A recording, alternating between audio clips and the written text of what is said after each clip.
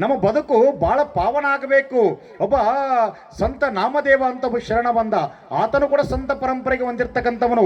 ನಾಮದೇವ ಎಷ್ಟು ಶ್ರೇಷ್ಠ ಅಂತಂದ್ರೆ ಸಾಕ್ಷಾತ್ ಪಾಂಡುರಂಗನ ಜೊತೆಗೆ ಕುಳಿತುಕೊಂಡು ಮಾತಾಡ್ತಿದ್ರಿ ನಾವು. ನಾವು ಹೆಂಗೆ ಉಪ್ಪಿನಪಟ್ಟಿಗೆರಪ್ಪರ ಜೊತೆಗೆ ಮುನೋಳೆ ಅಪ್ಪರ ಜೊತೆಗೆ ಮಾತಾಡ್ತೀವಲ್ಲ, ಹಂಗ ಸಾಕ್ಷಾತ್ ದೇವರ ಜೊತೆ ಕುಂತ ಮಾತಾಡ್ತಿದ್ದ ಸಂತ ನಾಮದೇವ.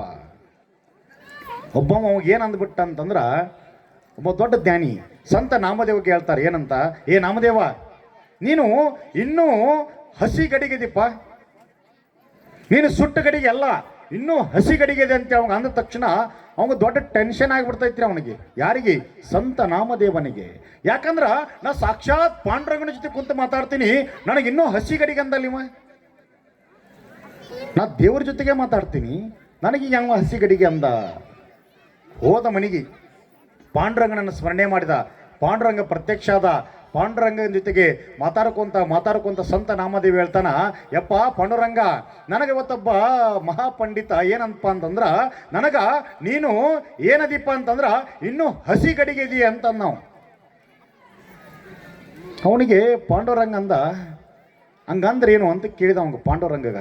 ಪಾಂಡುರಂಗ ಹೇಳಿದ, ಹೌದಪ್ಪ ನಿಜ, ನೀನು ಇನ್ನೂ ಹಸಿ ಗಡಿಗೆ ಇದೀಯ ಅನ್ನೋ. ಹಂಗ ಅಂದ ತಕ್ಷಣ ಮತ್ತೆ ನನಗೆ ನೀ ಸುಟ್ಟು ಗಡಿಗೆ ಮಾಡಲ್ಲ ಅನ್ನವ. ಯಾರು? ಸಂತ ನಾಮದೇವ. ನನಗೆ ಸುಟ್ಟು ಗಡಿಗೆ ಮಾಡನಿ ಅಂತಂದ.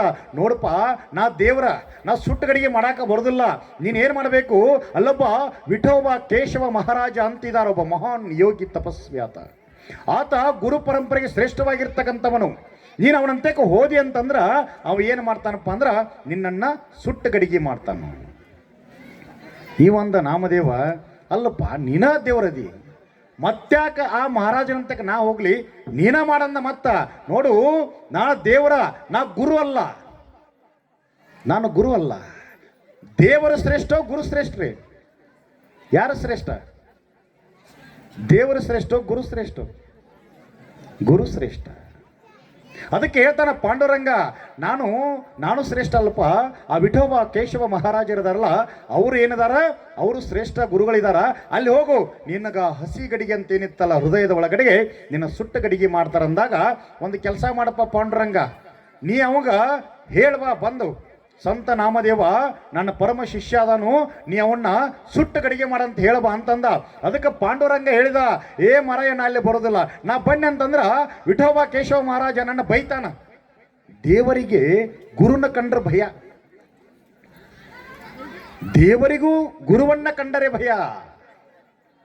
ಯಾಕೆ? ಗುರು ಶ್ರೇಷ್ಠವಾಗಿರ್ತಕ್ಕಂಥವನು. ಮುಕ್ತಿ ಹೊಂದಬೇಕಾಗಿತ್ತು ಅಂತಂದ್ರೆ ಗುರುವಿನ ಕಾರುಣ್ಯ ಬೇಕೇ ಬೇಕು. ಅಲ್ಲಪ್ಪ, ಆಯ್ತು, ಕೊನೆಯದಾಗಿ ಬಂದು ನನ್ನ ಶಿಷ್ಯರ ಅಂತ ಹೇಳು. ಈಗ ಹೆಂಗ ML ಅಂತಕ್ಕೆ ಹೋಗ್ಬೇಕಾಗಿ ಕೆಲಸ ಇತ್ತಂತಂದ್ರ ಊರಾಣ ಬಿರ್ಯಾರು ಹೇಳ್ತಾರ, ನಮ್ಮ ಹುಡುಗ ಪಾಠ ಕೆಲಸ ಮಾಡನಿ ಪಂಚಾಯತ್, ನಮ್ದು ಉಣಿದಟ್ಟು ನೋಡಪ್ಪ ಹಿಂಗೆ ಹೇಳ್ತಾನೆ, ನಾ ಹೇಳ್ತಾನೆ ಹೋಗಲ್ಲಿ MLಗೆ ಫೋನ್ ಮಾಡಿ ಹೇಳ್ತಾನೆ ಅಂತಾರಲ್ಲ, ಹಂಗೆ ಇನ್ಫ್ಲೂಯೆನ್ಸ್ ಹಚ್ಚ ಅಂದವ. ನಾನು ನಿನ್ನ ಸಂತ, ನಿನ್ನ ಶಿಷ್ಯ ಅದನಿ, ಹೇಳಬಂಗಾರ ಅವಂಗ ಅಂತಂದ.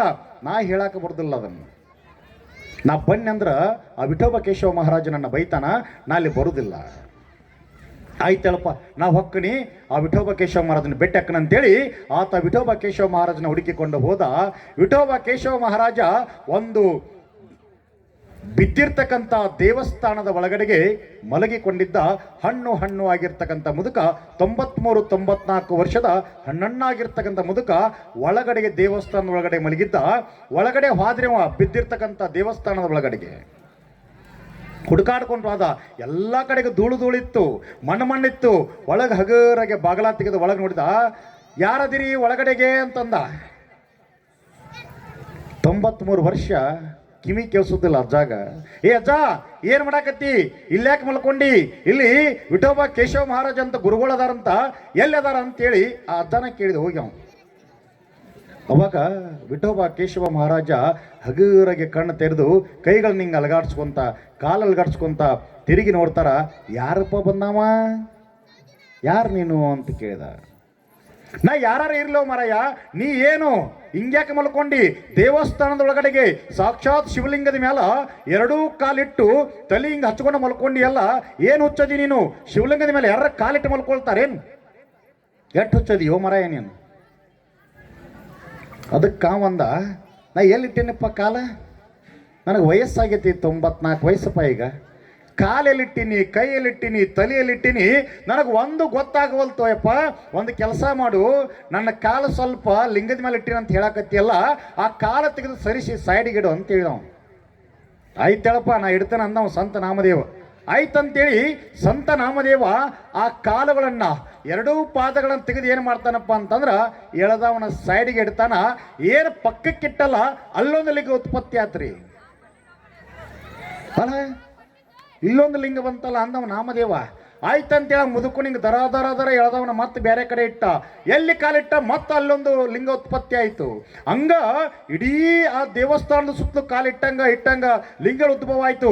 ಅವಂಗ ಸಿಟ್ಟು ಬಂದ ನಾಮದೇವ ಮಾಡಿದಪ್ಪ ಅಂದ್ರೆ ದರ ದರ ದರ ದರ ಅಂತ ಮುದುಕನ ಹೇಳ್ಕೊಂಡು ಹೊರಗೆ ಹೋದ. ಹೊರಗೆ ಹೋದವನ ಹಿಂಗೆ ಮತ್ತೆ ಅಲ್ಲಿ ಕಾಲಿಟ್ಟ. ಅಲ್ಲಿಟ್ಟ ತಕ್ಷಣ ಅಲ್ಲೊಂದು ಲಿಂಗ ಉತ್ಪತ್ತಿ ಆಯಿತು. ಅವ ಅನ್ಕೊಂಡ ಇವ ಸಾಮಾನ್ಯ ಮನುಷ್ಯ ಅಲ್ಪ, ಇವ ಕೇಶವ ಮಹಾರಾಜ. ಯಪ್ಪ ನೀ ಸಾಕ್ಷಾತ್ ಪಾಂಡುರಂಗ, ನನ್ನ ಕ್ಷಮಾ ಮಾಡೋ ತಂದೆ. ನಾನು ನಿನ್ನ ಹತ್ರ ದೀಕ್ಷೆ ತಗೊಂಡು ಈ ಬದುಕನ್ನ ಪಾವನ ಮಾಡ್ಕೋಬೇಕಂತೇಳಿ ನಾನು ಬಂದೀನಿ ಅಂತಂದಾಗ ಕೇಶವ ಮಹಾರಾಜರು ಆತನಿಗೆ ದೀಕ್ಷೆಯನ್ನ ಕೊಡ್ತಾರ. ಅವತ್ತಿನಿಂದ ಶ್ರೇಷ್ಠವಾಗಿರ್ತಕ್ಕಂಥ ಸಂತ ನಾಮದೇವ ಅಂತೇಳಿ ಸಂತ ಕುಲಕ್ಕೆ ಶ್ರೇಷ್ಠತೆಯ ಕಿರೀಟವನ್ನು ತಂದು ಕೊಟ್ಟಿರ್ತಕ್ಕಂಥವನು ಸಂತ ನಾಮದೇವ. ಯಾವಾಗ ಗುರು ದೀಕ್ಷೆ ಆಯಿತು ಪಾಂಡುರಂಗನ ಮರೆತು ಬಿಟ್ಟವ ಸಂತ ನಾಮದೇವ. ಬರೀ ಗುರು ಸೇವೆ ಮಾಡ್ಕೊಂತ ಹೋದ. ಅಲ್ಲಿಂದ ಮನೆಗೆ ಬಂದ ದೀಕ್ಷೆ ತಗೊಂಡು. ಮನೆಗೆ ಬಂದು ಹೆಂಡತಿಯ ಜೊತೆಗೆ ಸಂಸಾರದಲ್ಲಿ ಮಗ್ನನಾಗಿದ್ದ. ಒಂದು ಸಾರಿ ಸಂತೆಗೆ ಹೋದ. ಹೆಂಡತಿ ಕಡುಬು ಮಾಡಿದ್ಲು, ಬಿಸಿ ತುಪ್ಪ ಕಾಯಿಸಿ ಕೊಟ್ಟಿದ್ಲು, ಭಕ್ಷ್ಯ ಭೋಜನಗಳನ್ನು ರೆಡಿ ಮಾಡಿ ಡಬ್ಬ್ಯಾಗ ಕಟ್ಟಿ ಗಂಡ ಸಂತಿಗೆ ಹೋಗ್ತಾನೆ. ಅವಾಗ ಸಂತಿಗೆ ಹೋಗ್ಬೇಕಾದ್ರೆ ಬೈಕ್ ಇರಲಿಲ್ಲ, ಕಾರ್ ಇರಲಿಲ್ಲ, ಸೈಕಲಲ್ಲಿ ನಡ್ಕೊಂಡು ಹೋಗ್ಬೇಕಾಗಿತ್ತು. ಅವಾಗ ನಡ್ಕೊಂಡು ಕಿಲೋಮೀಟರ್ ಗಂಟಲೆ ಹೋಗಿದ್ದ ನಾಮದೇವ. ಪಾಂಡುರಂಗಗೆ ಚಿಂತೆ ಆಯಿತು. ನನ್ನ ಭಕ್ತ ನಾಮದೇವ ವಿಠವ ಕೇಶವ ಮಹಾರಾಜರ ಹತ್ರ ದೀಕ್ಷೆ ತಗೊಂಡು ಬಾ ಅಂತ ಕಳಿಸೀನಿ. ವಾಪಸ್ ಮಹಾರಾಯ ನನ್ನ ನೆನಪು ಇಲ್ಲ, ನನ್ನ ಸ್ಮರಣೆನೂ ಇಲ್ಲ, ನನ್ನ ಹೆಸರು ಅವ ಕೂಗುವಲ್ಲ. ಅವಾಗ ಚಿಂತೆ ಹತ್ತಿರ ದೇವರಿಗೆ ನನ್ನಂತೆ ಬರುವಲ್ಲ ನೋಡವ ನಾಮದೇವ. ಅವನು ನೋಡಾಕ ನಾಣ ಹೋಗ್ತೇನಂತೇಳಿ ಸಾಕ್ಷಾತ್ ಪಾಂಡುರಂಗ ಸಂತೆಗೆ ಹೋದ್ರಿ. ಸಂತೆಗೆ ಹೋದ ನಾಮದೇವ. ಎಲ್ಲ ಸಂತೆ ಮುಗಿಸಿದ.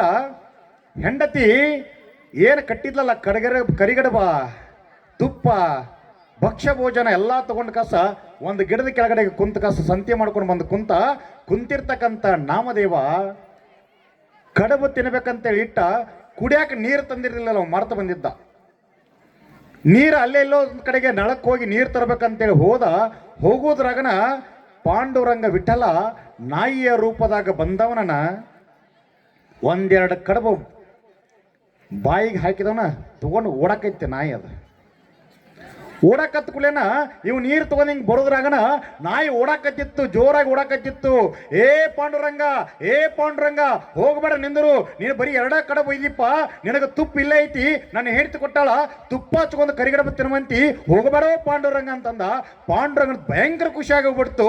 ನನ್ನ ಭಕ್ತ ನನ್ನ ಮರ್ತಿಲ್ಲ, ನನ್ನ ಭಕ್ತ ನನ್ನ ಮರ್ತಿಲ್ಲ, ನನ್ನ ಭಕ್ತ ನಾಮದೇವನನ್ನ ಮರ್ತಿಲ್ಲ, ನನ್ನ ನಾಮಸ್ಮರಣೆಯಲ್ಲಿದ್ದಾನಂತೇಳಿ ಸಾಕ್ಷಾತ್ ಪಾಂಡುರಂಗ ಖುಷಿ ಪಟ್ಟಿದ್ದಂತ. ಏನು ಗುರು ಶಿಷ್ಯರು ಬಂದ. ಅದಕ್ಕೆ ಹೇಳೋದು ಹೆಂಗಿರ್ಬೇಕು ನಮ್ಮ ಸಂಘ ಅಂತಂದ್ರ,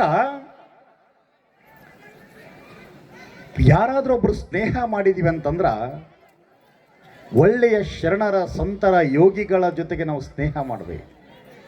ಅಪವಾದಗಳು ಅನುಮಾನಗಳು ಎಲ್ಲವೂ ಕೂಡ ಸರ್ವೇ ಸಾಮಾನ್ಯ. ನಾವು ಬದುಕಿದ್ರ ಹೆಂಗ ಬದುಕಬೇಕು ಅಂತ ಒಬ್ಬ ಕವಿ ಬರೀತಾನ. ಮಂದಿ ಕೊಂದದ್ದನ್ನ ತಿಂದು ಬದುಕಲೊಲ್ಲದು ಹುಲಿಯು, ತಿಂದುಳಿದ ಎಂಜಲನ್ನ ತಿನ್ನುವುದು ಹಂದಿಯು, ಬದುಕಿದರೆ ಬದುಕೊಂದು ದಿನ ಹೆಬ್ಬುಲಿಯಂತೆ ಹಂದಿಯಾಗಬೇಡ ಮರಳು ಸಿದ್ಧ ಅಂತ ಬರೀತಾರೆ. ಬದುಕು ಶ್ರೇಷ್ಠ ಆಗಿರ್ಬೇಕು. ಜನ ನಮ್ಮನ್ನ ನೋಡಿದ್ರೆ ಏನಬೇಕಪ್ಪ ಅಂತಂದ್ರ, ಏನೋ ಮರ ಹೆಂಗ ಬದುಕಿದವ ಇರುವಷ್ಟು ದಿನಗಳ ಕಾಲ ಭೂಮಿಯ ಮೇಲೆ ಯೋಗಿಗಳ, ತಪಸ್ವಿಗಳ, ಶರಣರ, ಸ್ವಾಮೀಜಿಗಳ ಅವರ ಸೇವೆಯನ್ನ ಮಾಡ್ತಾ ಮಾಡ್ತಾ ಮಾಡ್ತಾ ಈ ಭಾರತದ ಸನಾತನ ಪರಂಪರೆಯನ್ನ ನಾಡಿಗೆ ಎತ್ತಿ ಹಿಡಿದಪ್ಪ. ಅಂತಮಿದ್ದ ಅಂತೇಳಿ ಬದುಕಬೇಕು. ಒಂದು ಜಾತಿಗೆ ಸೀಮಿತ ಅಲ್ಲ, ಒಂದು ಧರ್ಮಕ್ಕೆ ಸೀಮಿತ ಆಗೋದಲ್ಲ, ಇಡೀ ಮಾನವ ಕುಲಕ್ಕೆ ನಾವೇನಾಗಬೇಕಪ್ಪ ಅಂತಂದ್ರ ದಾರಿದೀಪ ಆದಾಗ ಮಾತ್ರ ಬದುಕು ಏನಾಗ್ತೈತಿಪ್ಪ ಅಂತಂದ್ರ ಹಚ್ಚ ಹಸಿರಾಗ್ತೈತಿ. ಇಡೀ ಜಗತ್ತು ನಮ್ಮನ್ನ ನೆನಪಿಟ್ಟುಕೊಳ್ತೈತಿ. ಈ ನಿರ್ವಾಣಪ್ಪನ ಜಾತ್ರೆ ನೋಡಿದಾಗಲೆಲ್ಲ ಒಬ್ಬ ಕವಿಯ ಮಾತು ಭಾಳ ಚಂದ ನೆನಪಾಗ್ತದೆ. ದಿನ ಏನ್ರಿ, ಏನು ದಾಸೋ, ಏನು ಜನ, ದಿನ ಏನು ಅದ್ಭುತವಾಗಿರ್ತಕ್ಕಂಥ ಇಷ್ಟೆಲ್ಲ ಹರಗುರು ಚರವು ವಿರಕ್ತ ಪರಂಪರೆಯ ಪೂಜ್ಯರ ಸಮ್ಮುಖದೊಳಗಡೆಗೆ, ಗುರು ನಿರ್ವಾಣಪ್ಪನ ಸಮ್ಮುಖದೊಳಗಡೆಗೆ ಜಾತಿಯನ್ನ ಒಂದು ಕಡೆಗೂ ಒಂದಿಷ್ಟು ನೋಡ್ಲಾರ್ದೇನೆ ಎಲ್ಲ ಸರ್ವ ಮಾನವ ಕುಲದವರನ್ನ ತೆಗೆದುಕೊಂಡು ಬಂದು ಗುರು ಮಹಾಂತಪ್ಪನವ್ರು ಏನು ಮಾಡಿದ್ರಪ್ಪ ಅಂತಂದ್ರ, ಇಂಥ ಸೇವಾ ಮಾಡೋನಿಲ್ಲಿ ಒಂದು ಜಾತಿಗೆ ಸೀಮಿತ ಬೇಡ, ಒಂದು ಧರ್ಮಕ್ಕೆ ಬೇಡ, ಒಬ್ಬರದೇ ಬೇಡ. ಎಷ್ಟು ಜನ ಯೋಗಿಗಳು ಈ ನಾಡಿಗಾಗಿ ಬದುಕನ್ನು ಸರ್ವೈವ್ ಮಾಡಿದ್ದಾರೋ, ಯಾರು ಬದುಕನ್ನ ಈ ನಾಡಿಗಾಗಿ ಕೊಡುಗೆ ಕೊಟ್ಟಿದ್ದಾರೋ. ಇಲ್ಲಿ ನೋಡ್ರಿ, ಇವತ್ತಿನ ವೇದಿಕೆ ಹೆಸರು ನಿನ್ನೆನೂ ಹೇಳಿದ್ದೆ, ಕಿತ್ತೂರು ಚೆನ್ನಮ್ಮನ ಜನ್ಮೋತ್ಸವದ ಜೊತೆಗೆ ಕ್ರಾಂತಿವೀರ ಸಂಗೊಳ್ಳಿ ರಾಯಣ್ಣನ ಏನು ಮಾಡಿದ್ವಿ ನಾವು ವೇದಿಕೆಗಂತ ಹೆಸರಿಟ್ಟಿವಿ. ಪ್ರತಿ ಸಾರಿ ಒಂದೊಂದು ವೇದಿಕೆಗೆ ಹೆಸರು. ಡಾಕ್ಟರ್ BR ಅಂಬೇಡ್ಕರ್ ವೇದಿಕೆ, ಮಾದಾರ ಚೆನ್ನಯ್ಯ ವೇದಿಕೆ, ಡೋಹಾರ ಕಕ್ಕಯ್ಯ ವೇದಿಕೆ, ಒಂದು ವೇದಿಕೆ, ಎರಡು ವೇದಿಕೆ, ಸಿದ್ಧಾರೂಢನ ವೇದಿಕೆ, ನಾಗಲಿಂಗಪ್ಪನ ವೇದಿಕೆ, ಗರಗದ ಮಡಿವಾಳಪ್ಪನ ವೇದಿಕೆ, ಸಂತ ಶಿಶುನಾಳ ಶರೀಫರ ವೇದಿಕೆ, ಯಾವುದು ಬಿಟ್ಟಿಲ್ಲ ನಮ್ಮ ಅಜ್ಜ. ಎಲ್ಲರನ್ನ ತೆಗೆದುಕೊಂಡು ಮನುಷ್ಯರಿಗೆ ನಾವು ಇವತ್ತೇನು ಕೊಡಬೇಕಾಗೈತಿಪ್ಪ ಅಂತಂದ್ರೆ, ನಾವು ವಜ್ರ ವೈಡೂರ್ಯ ಆಭರಣ, ನಾವು ಅವ್ರಿಗೆ ಒಂದಿಷ್ಟು ಏನಾದರೂ ಒಂದು ಕೊಡುಗೆಗಳನ್ನು ಕೊಡೋದಲ್ಲ. ಸಮಾಜಕ್ಕೆ ನಾವು ಏನಾದರೂ ಕೊಡಬೇಕಾಗಿತ್ತು ಅಂತಂದ್ರೆ ಒಳಿತನ್ನೇ ಮಾತ್ರ ಕೊಡಬೇಕು. ಕೆಟ್ಟದ್ದಿದ್ರೆ ನಾನೇ ಅನುಭವಿಸಬೇಕು, ಸಮಾಜಕ್ಕೆ ಒಳ್ಳೆಯದನ್ನು ಮಾತ್ರ ಕೊಡಬೇಕು. ಇಂಥ ಯೋಗಿಗಳು, ತಪಸ್ವಿಗಳು, ಸಂತ ಮಹಾಂತರು ಎಲ್ಲರೂ ಕೂಡ ಈ ಮಣ್ಣಿನೊಳಗಡೆ ಜನ್ಮವನ್ನು ತಳೆದು ಇವತ್ತು ದೇವರನ್ನ ನಮ್ಮ ನೋಡೋಕ್ಕಾಗೋದಿಲ್ಲ. ದೇವರ ಸ್ವರೂಪದಲ್ಲಿ ಮುನವಳ್ಳಿ ಅಜ್ಜಾರನ್ನ, ಉಪ್ಪಿನ ಬೆಟಗೇರಿ ಅಪ್ಪರನ್ನ, ಬ್ರಹ್ಮಾನಂದ ಆಶ್ರಮದವರನ್ನ, ಗುರು ಮಹಾಂತಪ್ಪನವರನ್ನ ಈ ಭೂಮಿಗೆ ದೇವ ಸ್ವರೂಪವಾಗಿ ಕಳಿಸಿರ್ತಕ್ಕಂಥವರನ್ನ ಸೇವಾ ನಾವು ಮಾಡಿದ್ವಿ ಅಂತಂದ್ರೆ, ಅವರು ಕೊಟ್ಟಿರ್ತಕ್ಕಂಥ ಕೊಡುಗೆಯನ್ನು, ಅವರು ಕೊಟ್ಟಿರ್ತಕ್ಕಂಥ ಜ್ಞಾನದ ಭಿಕ್ಷೆಯನ್ನು, ಅವರು ಕೊಟ್ಟಿರ್ತಕ್ಕಂಥ ಲಿಂಗ ದೀಕ್ಷೆಯನ್ನು, ಅವರು ಕೊಟ್ಟಿರ್ತಕ್ಕಂಥ ಶಿವ ದೀಕ್ಷೆಯನ್ನು ಸ್ವೀಕಾರ ಮಾಡಿ ಬದುಕನ್ನು ನಾವೆಲ್ಲರೂ ಕೂಡ ಹಸನು ಮಾಡ್ಕೊಳ್ಳೋಣ ಅಂತಕ್ಕಂಥ ಆಶಯದೊಂದಿಗೆ